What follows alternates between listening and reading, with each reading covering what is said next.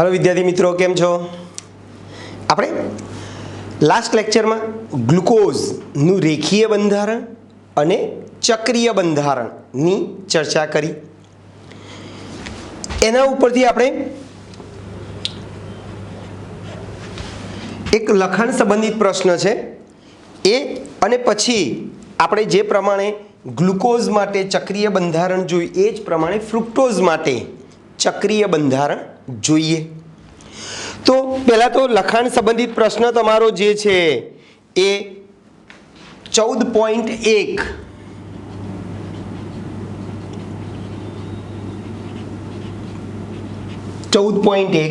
શું કહે છે ભાઈ? ગ્લુકોઝ અને સુક્રોઝ પાણીમાં દ્રાવ્ય છે. ગ્લુકોઝ અને સુક્રોઝ પાણીમાં દ્રાવ્ય છે, જ્યારે સાયક્લોહેક્ઝેન અને બેન્ઝીન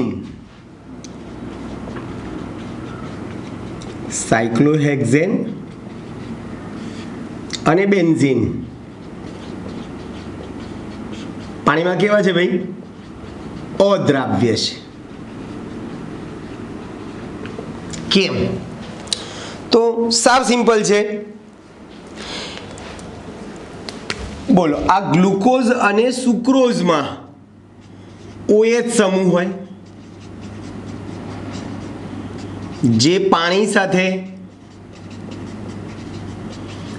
આંતર આણ્વીય H બંધ બનાવે.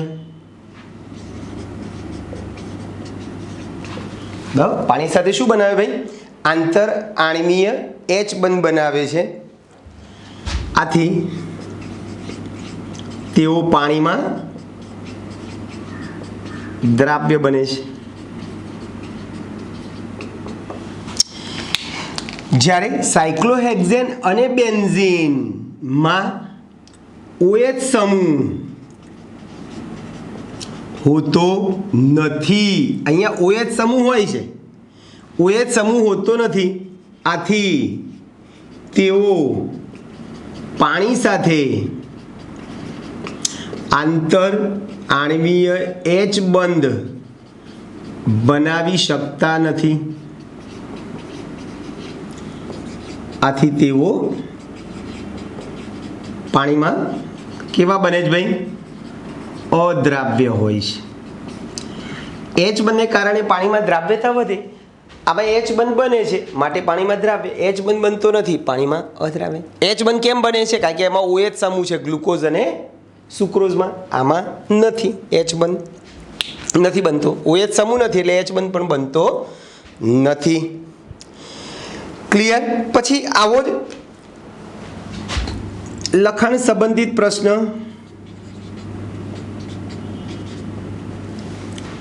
કે ભાઈ ડી ગ્લુકોઝના પેન્ટાએસિટેટમાં આલ્ડીહાઇડ સમૂહની ગેરહાજરી તમે કેવી રીતે નક્કી કરશો? તો બરાબર યાદ રાખજો.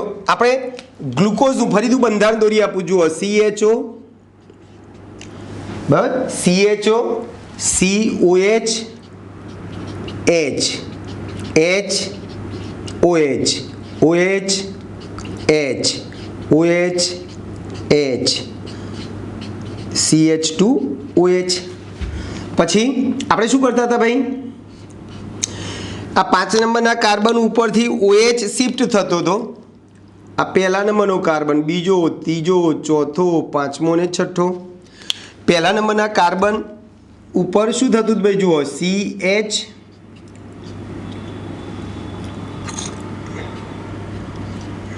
આમ નામ લખ્યો, COH H H OH OH H OH H અને કેવી રીતે ખસતો હતો ભાઈ?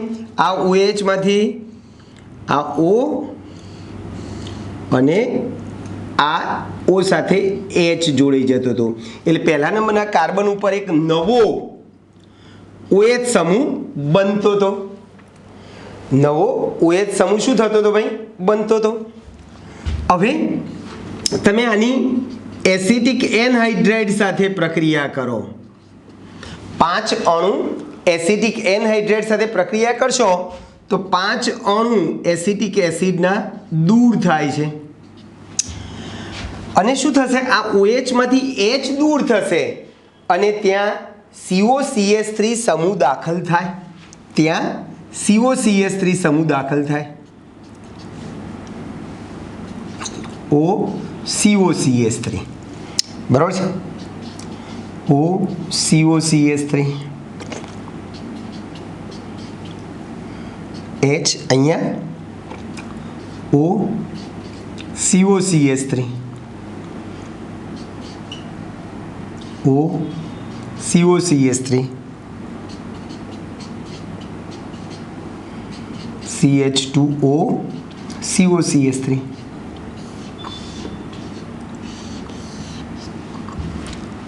આ બની ગયું તમારું ગ્લુકોઝ પેન્ટા એસિટેટ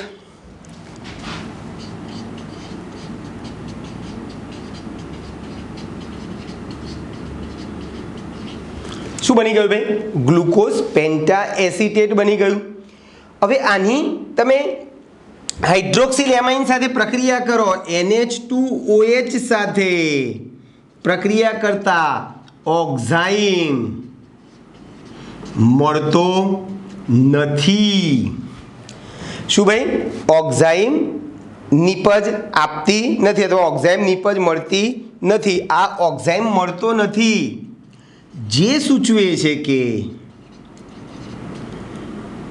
જે CHO સમૂહની ગેરહાજરી જે CHO સમૂહની ગેરહાજરી સૂચવે છે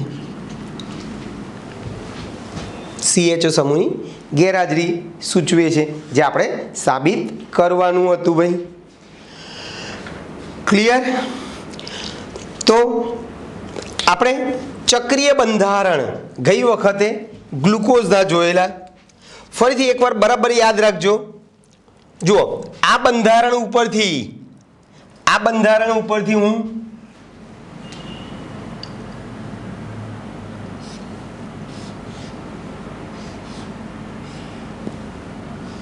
આ C1 એનોમેરિક કાર્બન છે આપણે કીધેલું ને આ બાજુવાળા બધા નીચે મૂકવાના એટલે OH નીચે H OH H બરાબર H OH પછી OH H H CH2OH અને આ O અહીંયા OH નીચેની બાજુ હોય OH નીચેની બાજુ હતા અને આલ્ફા ડી ગ્લુકોઝ કીધેલું છે આને શું કહીશું ભાઈ આપણે આલ્ફા ડી ગ્લુકોઝ એનું બંધારણ આપણે અગાઉ કીધું એ પ્રમાણે પાયરેન પ્રમાણે આવતું હોય તેને આલ્ફા ડી ગ્લુકોપાયરેનોઝ પણ કહેવાય આલ્ફા ડી ગ્લુકોપાયરેનોઝ ટૂંકમાં આ આલ્ફા ડી પ્લસ ગ્લુકોઝ છે અહીંયા OH આને C1 ને એનોમેરિક કાર્બન કહીશું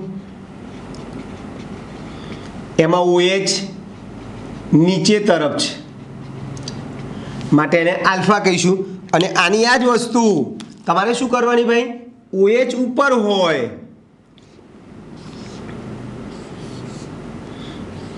જો પહેલા નંબરના કાર્બન ઉપર OH ઉપર હોય બાકી બધું એમનું એમ જ બાકી બધું સ્ટ્રક્ચર એનું એ જ છે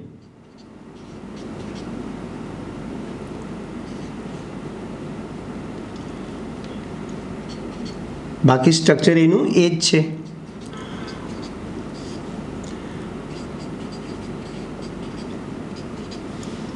તો અહીંયા OH ઉપર છે એટલે આને બીટાડી OH સમૂહ ઉપર છે માટે આને શું કહીશું ભાઈ બીટાડી ગ્લુકોપાયરેનોઝ અથવા બીટાડી ગ્લુકોઝ છે હવે ગ્લુકોઝ જે છે એ ગ્લુકોઝ અને ગેલેક્ટોઝ બંને વચ્ચે ડિફરન્ટ શું છે ભાઈ? ગ્લુકોઝ અને ગેલેક્ટોઝમાં ડિફરન્ટ કે સાહેબ શું છે? તો કે ભાઈ C4 ઉપર ચોથા નંબરના કાર્બન ઉપર OHનું સ્થાન કેવું હોય ભાઈ? જુદું હોય. ચોથા નંબરના કાર્બન ઉપર OH સમૂહનું સ્થાન કેવું હોય ભાઈ? જુદું હોય. દાખલા તરીકે આ બીટા ડી ગ્લુકોઝ છે.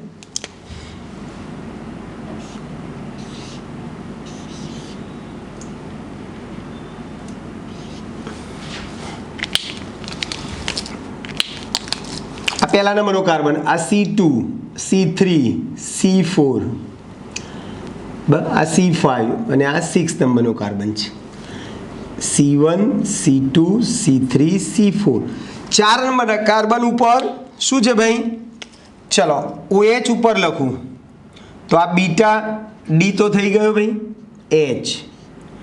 એનું એ સેમ ટુ સેમ લખું છું, OH, H. આ ચાર નંબરના કાર્બન ઉપર OHનું સ્થાન બદલી નાખું. અહીંયા OH નીચે છે ગ્લુકોઝમાં, H ઉપર છે. અહીંયા OH ઉપર H નીચે. આ શું છે? Beta D galactose. Beta D galactose છે. ક્લિયર ભાઈ? આ બધા સ્ટ્રક્ચર તમારે યાદ રાખવાના છે. હમણાં આપણે ડાયસેકેરાઇડ જ્યારે ભણીએ છીએ ત્યારે આ બધાનો ઉપયોગ આપણે કરીશું. ક્લિયર ભાઈ? ચલો હવે આપણે ફ્રુક્ટોઝ તરફ જઈએ.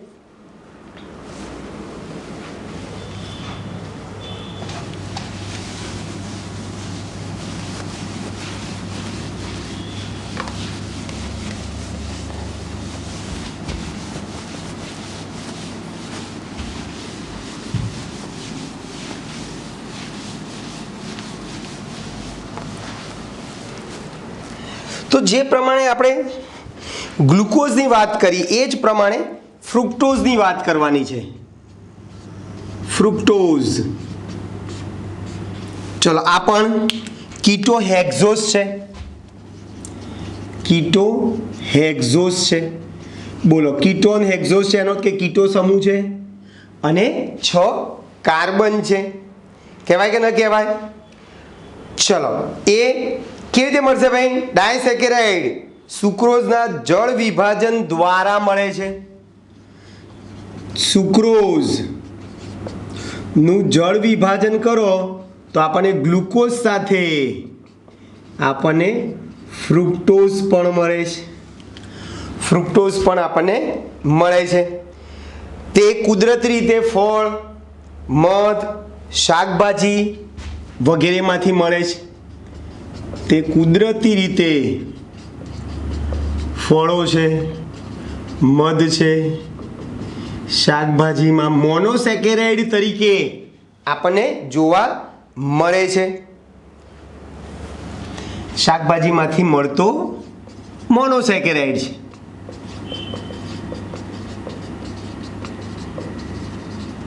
મોનોસેકેરાઇડ છે.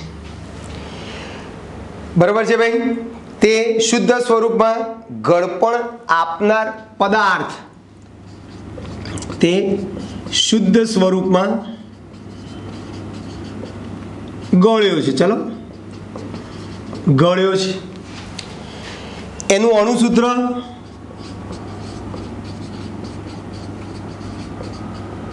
C6H12O6 છે. C6H12O6 છે. એમાં બીજા નંબરના કાર્બન ઉપર તેમાં બીજા નંબરના કાર્બન પર કીટો સમૂહ છે. કીટો સમૂહ છે. કીટો સમૂહ છે બીજા નંબરના કાર્બન ઉપર. ચલો એ વામ ભ્રમણીય છે. વામ ભ્રમણીય છે અને એને જનરલી D- ફ્રુક્ટોઝ તરીકે ઓળખીએ છીએ. તે D- જો ડીનો અર્થ ફરીથી ડીનો અર્થ શું થાય? OH જમણી બાજુ છે, માઇનસનો અર્થ વામ ભ્રમણીય છે, તે ડી માઇનસ ફ્રુક્ટોઝ તરીકે લખાય છે.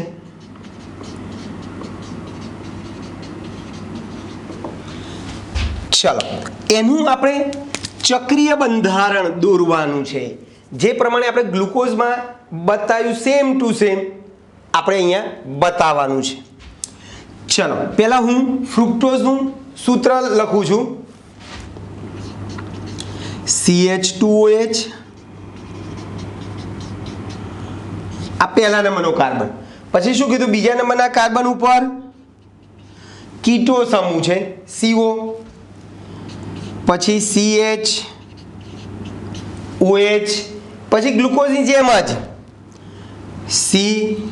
COH, H, OH, H, CH2OH. આ થઈ ગયો ડી માઇનસ ફ્રુક્ટોઝ. રેખીય બંધારણ છે. એમાંથી આપણે ચક્રીય બંધારણ દોરવાનું છે ગ્લુકોઝની જેમ. તમને ડિટેલમાં દોરી આપું, જુઓ, સમજો બરાબર. હું શું કરું છું? આજે આ પહેલા નંબરનો કાર્બન છે, આ પહેલા નંબરનો કાર્બન, આ બીજો, ત્રીજો, ચોથો, પાંચમો ને છઠ્ઠો. આ બીજા નંબરનો કાર્બન છે, અહીંયા ડબલ બંધો છે, અને આ CH2OH આ પહેલા નંબરનો કાર્બન. હા, આને આમ લખું છું. પછી એનું H, OH, OH, H, OH, H, CH2OH. હવે શું થશે ભાઈ?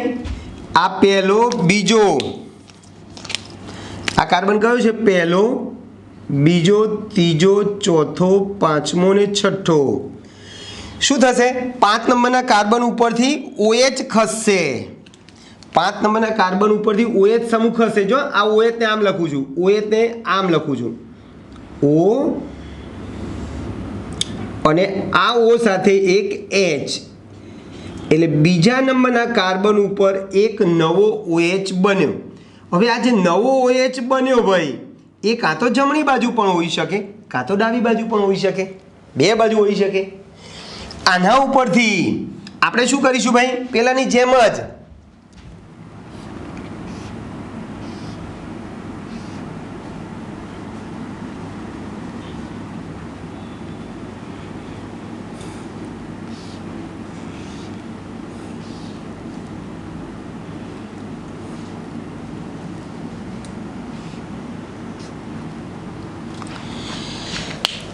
ચલો,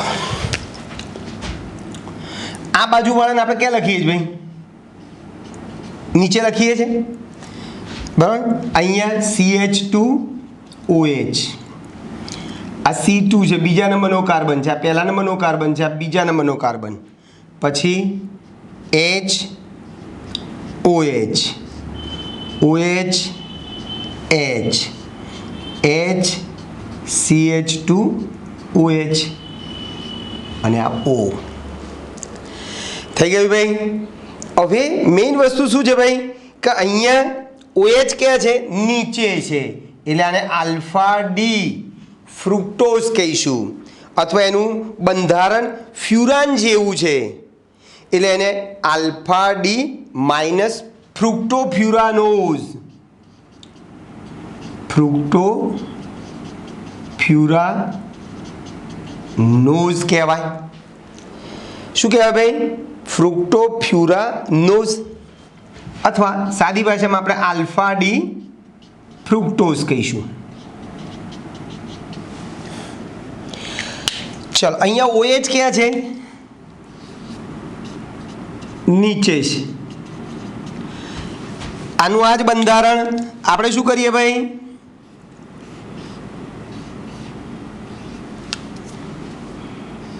પહેલા નંબરના બીજા નંબરના કાર્બન ઉપર જ તમારું બદલાશે OH નું સ્થાન. જેમ અહીંયા બીજા નંબરનો કાર્બન એનોમેરિક કાર્બન છે એટલે બીજા નંબરના કાર્બન ઉપર અહીંયા જેમ OH નીચે છે એની જગ્યાએ OH ઉપર કરીએ.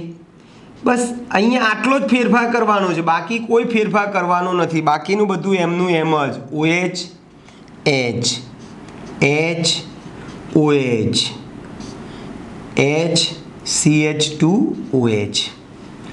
જો આ બીજો, ત્રીજો, ચોથો, પાંચમો અને છઠ્ઠો, બીજો, ત્રીજો, ચોથો ને પાંચમો એટલે બીજા ને 5 નંબરના કાર્બનની વચ્ચે આ ઓક્સિજન છે. બોલો અહીંયા OH ઉપર છે માટે એને શું કહીશું ભાઈ? બીટાડી માઇનસ ફ્રુક્ટોફ્યુરાનોઝ અથવા બીટાડી ફ્રુક્ટોઝ. બીટાડી ફ્રુક્ટોઝ થઈ ગયું. એટલે આનું બંધારણ કોના જેવું છે ભાઈ? ફ્યુરાન જેવું છે.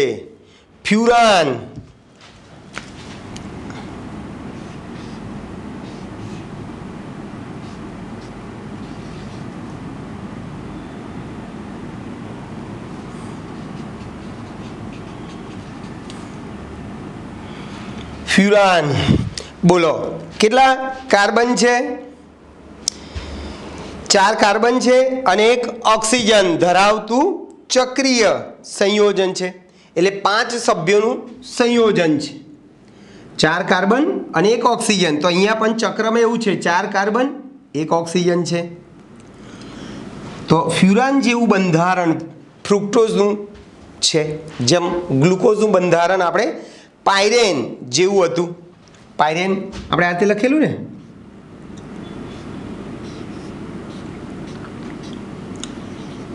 આ પાયરેન હતું. તો ગ્લુકોઝનું બંધારણ પાયરેન જેવું છે, ફ્રુક્ટોઝનું બંધારણ ફ્યુરાન જેવું છે. તો આ ફ્રુક્ટોઝનું ચક્રીય બંધારણ આપણે જોઈ ગયા. આમાં યાદ રાખજો ગ્લુકોઝમાં જેમ એનોમેરિક કાર્બન C1 છે એમ ફ્રુક્ટોઝમાં એનોમેરિક કાર્બન C2 છે. યાદ રાખો ગ્લુકોઝમાં એનોમેરિક કાર્બન C1 છે જેના ઉપર OH નું સ્થાન ઉપર નીચે થવાને કારણે આપણે 2 એનોમર્સ મળે છે. એટલે આ આલ્ફા ને બીટા જે છે એ બંને એકબીજાના એનોમર્સ છે. આ પણ એકબીજાના શું છે ભાઈ? એનોમર્સ છે. એ એનોમર્સ કેવી રીતે છૂટા પડે? તો કે ભાઈ એનોમેરિક કાર્બન ઉપર OH નું સ્થાન બદલાય તો એ રીતે તમે જુદા પાડી શકો. કેવી રીતે પડાય? OH નીચે હોય તો આલ્ફા કહેવાનું, OH સમૂહ ઉપર હોય તો બીટા કહેવાનું. અને ફ્રુક્ટોઝમાં એનોમેરિક કાર્બન C2 છે. બરાબર. આલ્ફા અને બીટા સ્વરૂપને એકબીજાના શું કહીશું ભાઈ? આપણે એનોમર્સ કહીશું. ક્લિયર દોસ્તો? તો તમારે લખાણ સંબંધિત પ્રશ્ન 14.1 ઓલરેડી જોઈ ગયા. આપણે આ ગ્લુકોઝનું ચક્રીય બંધારણ જોઈ ગયા, ફ્રુક્ટોઝનું ચક્રીય બંધારણ જોઈ ગયા. હવે આપણે ડાયસેકેરાઇડ તરફ જઈ રહ્યા છીએ.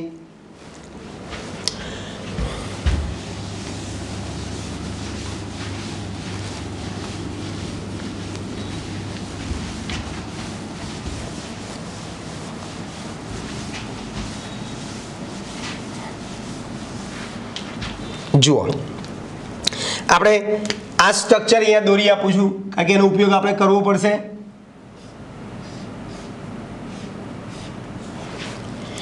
O ઉપર CH2OH નીચે OH બરાબર છે. પછી OH H H OH H CH2OH આ શું છે આપણું આલ્ફા ડી ફ્રુક્ટોઝ અને બીટા ડીમાં શું કરશું ભાઈ આ OH નું સ્થાન ઉપર નીચે કરી નાખવાનું છે એનોમેરિક કાર્બનમાં બરાબર OH નું સ્થાન ઉપર નીચે કરી દઈશું આ રીતે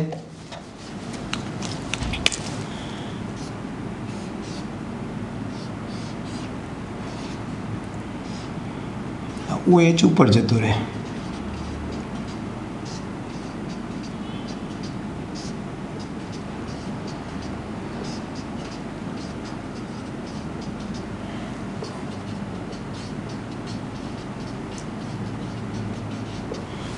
ચાલો ક્લિયર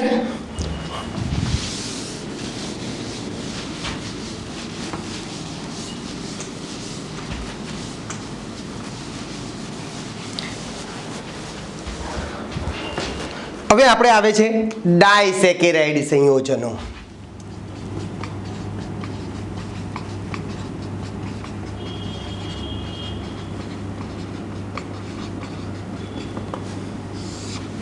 ચલો ડાયસેકેરાઇડ સંયોજનો એમાં યાદ રાખજો બોલો ડાયસેકેરાઇડ સંયોજનોનું તમે મંદ HCl કે મંદ H2SO4 ની હાજરીમાં જળ વિભાજન કરો તો આપણને મોનોસેકેરાઇડના 2 એકમો મળે હવે એ 2 મોનોસેકેરાઇડના 2 એકમો જ્યારે ભેગા થાય પાણી દૂર થાય ત્યારે એ 2 મોનોસેકેરાઇડના એકમો એકબીજા સાથે ઓક્સિજન પરમાણુ સાંકળ દ્વારા જોડાય છે બરાબર છે મોનોસેકેરાઇડના 2 એકમો વચ્ચે ઓક્સિજન પરમાણુ દ્વારા બનેલી સાંકળ દ્વારા બંને મોનોસેકેરાઇડ શું થાય છે ભાઈ જોડાય છે જેને આપણે ગ્લાયકોસિડિક સાંકળ કહીશું એટલે બરાબર યાદ રાખજો કે ભાઈ 2 મોનોસેકેરાઇડ એકમો જોડાય છે ત્યારે પાણીનો એક અણુ દૂર થાય છે પાણીનો એક અણુ શું થાય છે ભાઈ દૂર થાય છે અને એકબીજા સાથે ઓક્સાઇડ સાંકળ દ્વારા જોડાય છે અને બંને મોનોસેકેરાઇડ એકમો એકબીજા સાથે ઓક્સાઇડ સાંકળ દ્વારા જોડાય છે ઓક્સાઇડ સાંકળ દ્વારા જોડાય છે ટૂંકમાં મોનોસેકેરાઇડના 2 એકમો વચ્ચે મોનોસેકેરાઇડના 2 એકમો વચ્ચે કયા પરમાણુ દ્વારા ભાઈ ઓક્સિજન પરમાણુ દ્વારા ઓક્સિજન પરમાણુ દ્વારા શું થાય ભાઈ બનેલી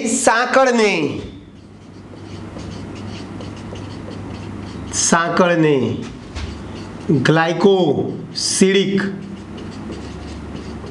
સાંકળ કહીશું ગ્લાયકોસિડિક સાંકળ કહીશું બરાબર છે એટલે તમને આવો સ્વાધ્યાયમાં 14.5 પ્રશ્ન પણ છે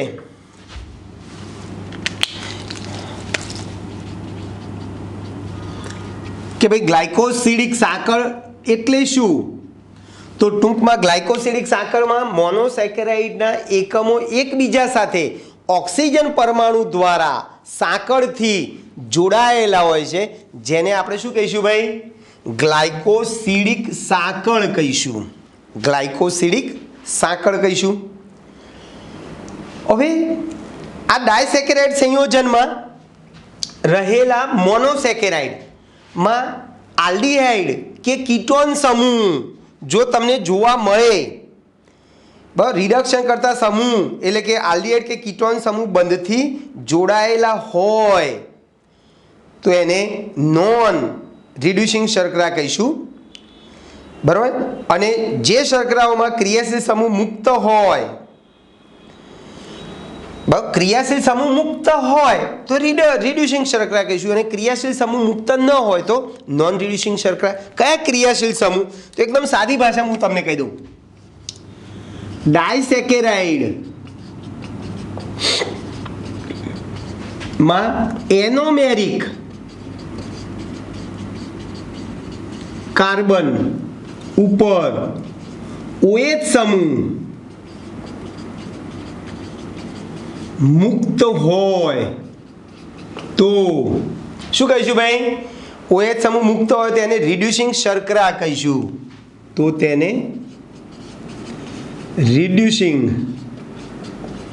શર્કરા કહે છે. અને એનોમેરિક કાર્બન ઉપર OH સમૂહ મુક્ત ના હોય તો તેને નોન રિડ્યુસિંગ શર્કરા કહીશું. નોન રિડ્યુસિંગ શર્કરા. દાખલા તરીકે નોન રિડ્યુસિંગ શર્કરામાં આવે તમારો સુક્રોઝ.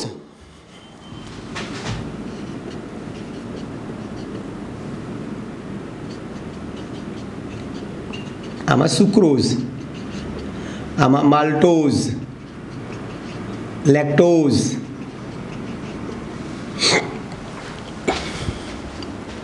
બરાબર છે ભાઈ?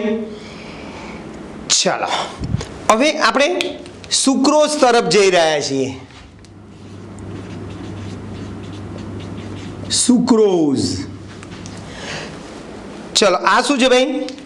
ડાયસેકેરાઇડ છે.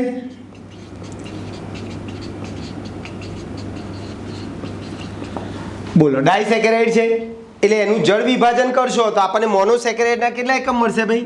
2. એના જળ વિભાજનથી આલ્ફા ડી પ્લસ ગ્લુકોઝ અને બીટા ડી માઇનસ ફ્રુક્ટોઝ નું સપ્રમાણ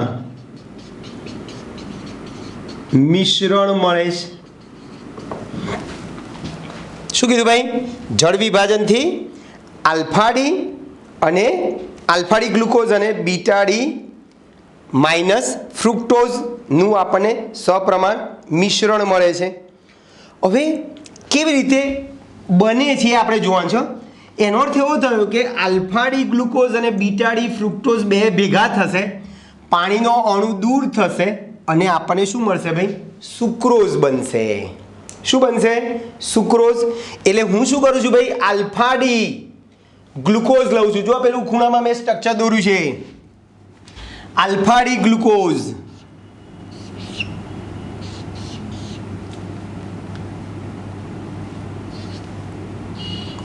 બરાબર છે? HOH. બરાબર છે? HOH OH H. બરાબર છે? OH H અને અહીંયા HCH2OH. આ તમારું આલ્ફા ડી ગ્લુકોઝ છે. બરાબર. અને બીજું શું લઈશ ભાઈ? બીટા ડી ફ્રુક્ટોઝ લઉં છું વત્તા બીટા ડી ફ્રુક્ટોઝ. મેં આ સૂત્ર દોર્યું છે જો, બીટા ડી ફ્રુક્ટોઝ આ ઓશ. હવે બીટા ડી માં શું કરશું ભાઈ? જો બીટા ડી ફ્રુક્ટોઝનું સૂત્ર જે દોર્યું છે ને એમાં આપણે ઊંધું કરી નાખીએ. HCH2OH. બરાબર. અહીંયાથી હું લખું છું, અહીંયાથી લખું છું HCH2OH. બરાબર છે ભાઈ? પછી OH HOH અને છેલ્લે OH CH2OH. આ છે આપણું બીટા ડી માઇનસ ફ્રુક્ટોઝ. બરાબર યાદ રાખજો. આમાં એનોમેરિક કાર્બન અહીંયા છે, C1 છે. બરોબર. અને અહીંયા એનોમેરિક કાર્બન કયો છે ભાઈ? C2.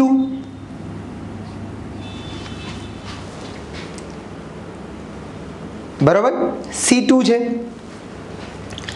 આ બંનેને આપણે ભેગા કરીએ તો પાણીનો અણુ શું થશે ભાઈ? દૂર થશે। જો અહીંયાથી આ OH માંથી જો આ પાણીનો અણુ દૂર થઈ ગયો। પાણીનો અણુ શું થઈ ગયો ભાઈ? દૂર થઈ ગયો। અને એમના એમ આપણે લખી દેવાનું છે। તો શું થશે?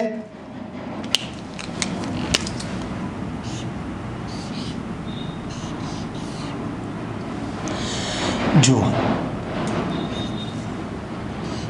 CH2OH H HOH OH H HOH અહીંયા H છે, આ O ગ્લાયકોસિડિક બંધથી જોડાઈ ગયો H,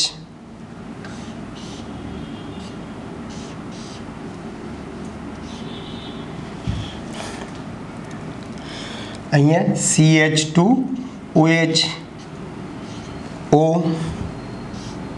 H CH2OH OH H OH H આ થઈ ગયું તમારું સુક્રોઝ। અહીંયા આ તમારું ગ્લાયકોસિડિક બંધ છે। આ જે છે એ ગ્લાયકોસિડિક સાંકળ છે। કયા કાર્બનથી જોડાય? આ C1 છે, આ C2 છે, એટલે આ C1OC2 સાંકળ કહેવાય। C1OC2 સાંકળ કહેવાય। ક્લિયર ભાઈ? એટલે આલ્ફા ડી ગ્લુકોઝ અને બીટા ડી ફ્રુક્ટોઝ ભેગા થઈ અને શું બનાવ્યું ભાઈ? સુક્રોઝ બનાવે છે। ચલો અહીંયા તમે જુઓ તો ભાઈ બંને એનોમેરિક કાર્બન, અહીંયા એનોમેરિક કાર્બન અને અહીંયા એનોમેરિક કાર્બન ઉપર OH સમૂહ મુક્ત નથી। આથી તેઓ શું કહેવાય ભાઈ? નોન રિડ્યુસિંગ શર્કરા કહેવાય। અહીં C1 કયા C1 ભાઈ? કોના C1? ગ્લુકોઝના।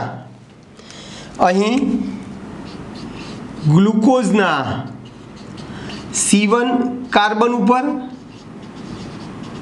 અને ફ્રુક્ટોઝ ના C2 કાર્બન ઉપર OH સમૂહ મુક્ત નથી। આથી તે એટલે કોણ?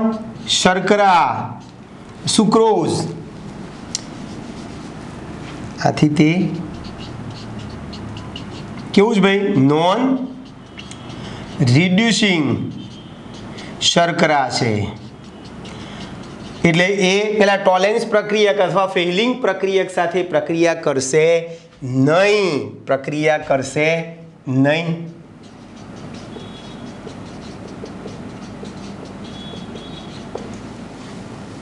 ચાલો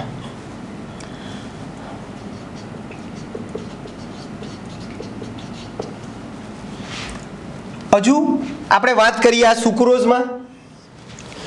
સુક્રોઝમાં શું છે ભાઈ? આ જે આલ્ફા ડી ગ્લુકોઝ જે છે એ દક્ષિણ ભ્રમણીય છે। આ દક્ષિણ ભ્રમણીય છે। કેમ ભાઈ દક્ષિણ ભ્રમણીય કીધું? પ્લસ સંજ્ઞા છે। જુઓ દક્ષિણ ભ્રમણીય છે, એનું પરિભ્રમણ +52.5 છે। ચલો બીટા ડી ગ્લુકોઝ જે છે એ શું છે ભાઈ?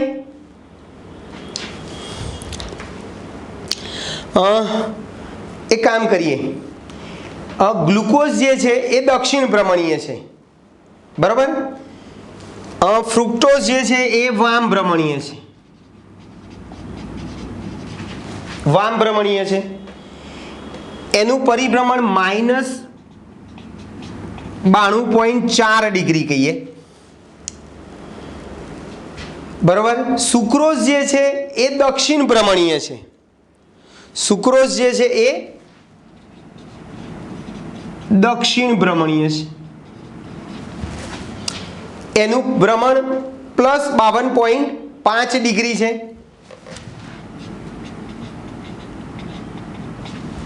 હવે જુઓ બરાબર જોજો, બહુ સાવ સિમ્પલ છે કે ભાઈ સુક્રોઝ દક્ષિણ ભ્રમણીય છે, બરાબર. એનું જળ વિભાજન કરીએ તો આપણને કઈ બે વસ્તુ મળી ભાઈ? સુક્રોઝના જળ